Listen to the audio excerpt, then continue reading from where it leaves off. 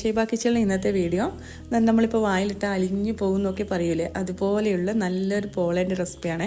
നമുക്കിപ്പോൾ വീട്ടിലിപ്പോൾ കടലപ്പരിപ്പൊക്കെ ഉണ്ടെങ്കിൽ പെട്ടെന്ന് തന്നെ തയ്യാറാക്കിക്കോളൂ. അപ്പോൾ നമുക്ക് വീഡിയോ എങ്ങനെയാണെന്ന് കണ്ടു നോക്കാം. അപ്പോൾ അതിനായിട്ട് ആദ്യം തന്നെ നമുക്ക് വേണ്ടത് കടലപ്പരിപ്പാണ്. നമ്മളിതാ കടലപ്പരിപ്പ് എടുത്ത് വെച്ചിട്ടുണ്ട്. ഇതിപ്പോൾ ഒരു അരക്കപ്പോളം ഉണ്ട് കേട്ടോ, അരക്കപ്പ് കറക്റ്റ് പാകത്തിനുണ്ട്. ഇനി ഇത് നമുക്ക് നന്നായിട്ടൊന്ന് വാഷ് ചെയ്തെടുക്കണം. നമ്മൾ വടക്കൊക്കെ എടുക്കുന്ന പരിപ്പില്ലേ, ആ ഒരു പരിപ്പാണ് ഇത്. സാധാ പരിപ്പല്ല, തുവര പരിപ്പല്ല, കടലപ്പരിപ്പാണ്. നന്നായിട്ടൊന്ന് കഴുകി എടുത്തിട്ടുണ്ട്. ഇനി നമുക്കിതൊരു കുക്കറിലേക്ക് ഇട്ട് കൊടുക്കാം.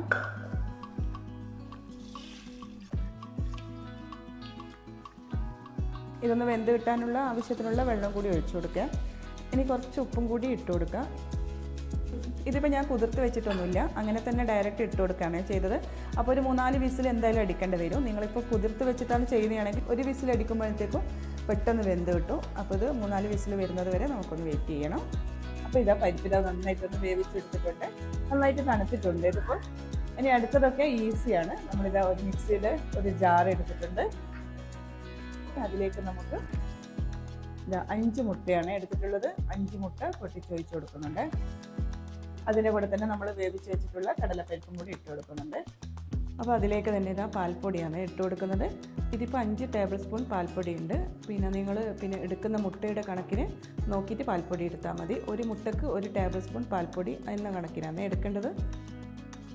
1 സ്പൂണ് ഏലക്കാപ്പൊടിയും കൂടി ഇട്ട് കൊടുക്കാം. ഇനി ഇതിലേക്ക് തന്നെ 1/4 കപ്പ് പാലും കൂടി ഒഴിച്ച് കൊടുക്കുന്നുണ്ട്. നമ്മൾ എത്രയാണോ കടലപ്പരിപ്പ് എടുത്തത് ആ ഒരു അളവ് കറക്റ്റ് തന്നെ പാലും കൂടി എടുക്കണേ.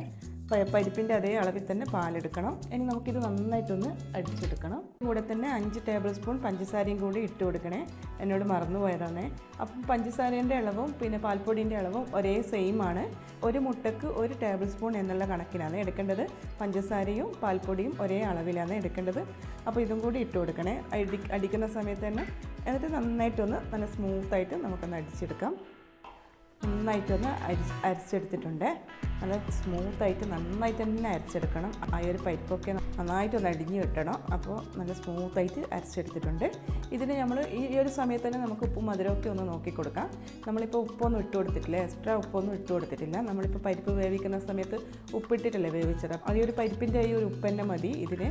അപ്പോൾ വേണമെങ്കിൽ മാത്രം നിങ്ങൾക്ക് മധുരം നോക്കിയിട്ട് കൂടുതൽ വേണമെന്ന് തോന്നുകയാണെങ്കിൽ മധുരം ഇട്ട് കൊടുത്താൽ മതി. കറക്റ്റ് പാകത്തിനുള്ള മധുരം തന്നെയാണ് ഇത്.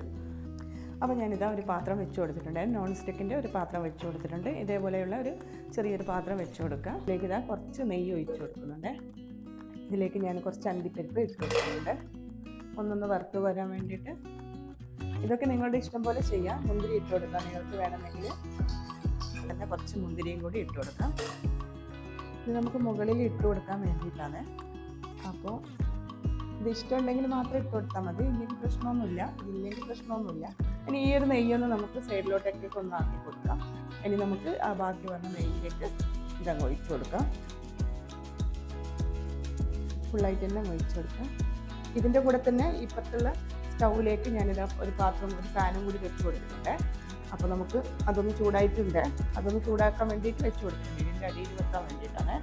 നമുക്കിതൊന്ന് അടച്ച് വെച്ച് കൊടുത്തിട്ട് ഒരു 20 മിനിറ്റ് വെന്ത് കിട്ടണം. ഒരു 10 മിനിറ്റ് അങ്ങനെ ആയിക്കഴിഞ്ഞാൽ നമുക്ക് ആ അണ്ടിപ്പരിപ്പ് മുന്തിരി ഇട്ട് കൊടുക്കാം. അപ്പം നമുക്ക് ഇതിൻ്റെ അടിയിലേക്ക് നമുക്കതൊരു പാൻ വെച്ച് കൊടുക്കാം. അപ്പോൾ അത് സേഫായിട്ട് വെന്ത് കിട്ടും.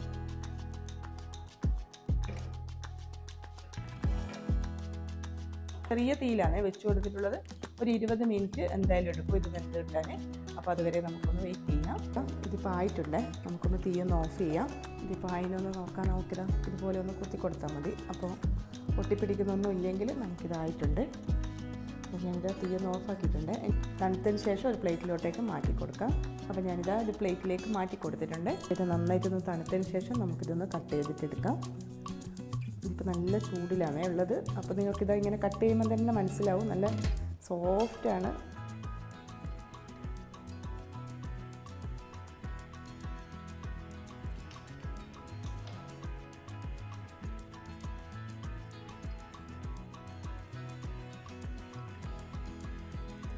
നല്ല ചൂടുണ്ട്. ഒന്ന് തണിഞ്ഞതിന് ശേഷം നമുക്കെടുത്ത് നോക്കാം.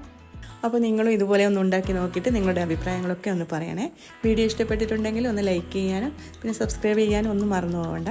ഇനിയും നല്ലൊരു വീഡിയോ ആയിട്ട് ഇൻഷാ അല്ലാഹ് നാളെ വരാം.